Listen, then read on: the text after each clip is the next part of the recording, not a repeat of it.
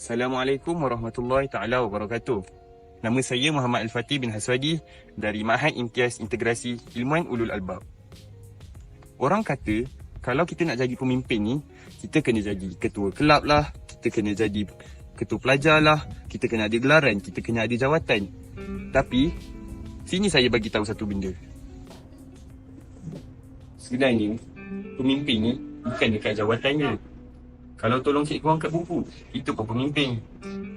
Kalau tegur kawan, ajak buat homework, itu pun pemimpin. Kalau tegur member buat salah, itu pun pemimpin.